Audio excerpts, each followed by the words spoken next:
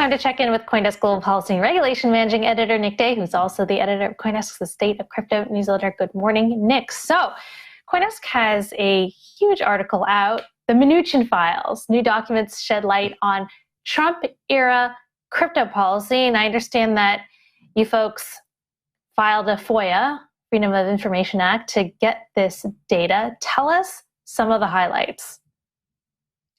Yeah, good morning. This was a pretty massive undertaking by CoinDesk. It had 8 different people involved in just kind of the creation of the article itself. But basically, we FOIA'd former Treasury Secretary Steven Mnuchin's crypto-related emails and got 250 pages of documents that said everything from former President Trump's son-in-law Jared Kushner was an early advocate of central bank digital currencies to the Treasury Department, to the fact that the government of Ukraine once reached out asking for help with sanctions concerns because the U.S. government issued sanctions against Crimea, a region in Ukraine, but crypto exchanges were pulling out of the entire country as a result. So there's really a lot of eye-opening details in this report, and obviously I should plug it, but definitely do recommend reading it because it took 6 of us to put it together and go through just all the insanity. And Lawrence, of course, was one of the other reporters on this.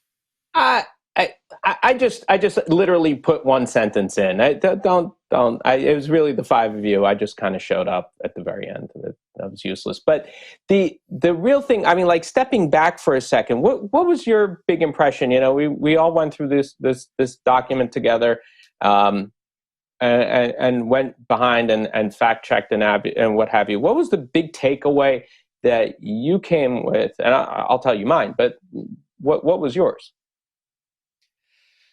I think to me, it's this idea that we've had this impression that the Trump administration was relatively light touch on crypto, and to me, these emails kind of maybe cement that because there were a lot of emails where you had people either requesting to speak with someone at the Treasury Department or specifically with Steven Mnuchin, or you had people asking for help from the Treasury Department, such as I mentioned the government of Ukraine.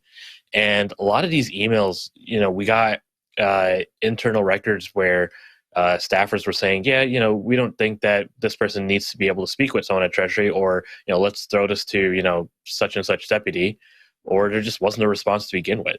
So, that was, I think, really interesting to me in that, we got a bit of a look at some of the internal deliberations from the Treasury Department officials who were looking at these emails, fielding these emails and saying, I don't think we need to respond here. Nonetheless, I actually came away with a little bit of an interpretation, which was they were kind of more active than we thought they were. There was that March 2020 meeting, which ultimately I think didn't really happen, but it was going to have a whole summit of a bunch of people. And Jack Dorsey, except Jack Dorsey couldn't bring a +1, right? I mean, there were, it was Coinbase, Chapo, obviously Square, and Fidelity, Chainalysis, and they were going to do this big summit. Ultimately, it ended up being, instead of an email, the phone call, I guess. But it did seem that they were kind of more active than at least was reported, right? Yeah, I don't mean to suggest that they weren't active, just more that it was interesting to me just kind of how they approached it, right? Clearly, they were thinking about this, and we even had a couple emails around the FinCEN wallet rule that was proposed at the last minute, but it had been kind of hinted at for months and months, and this is one of the emails where multiple members of the blockchain association and other groups tried to reach out, and they either didn't get a response, or the response was, we can throw this to someone else.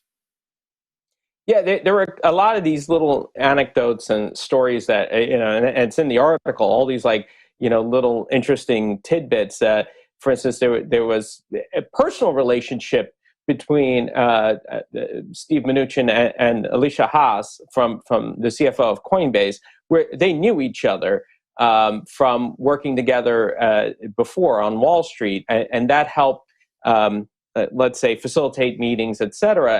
And there was also one other funny incident where somebody pitched Steve Mnuchin right away.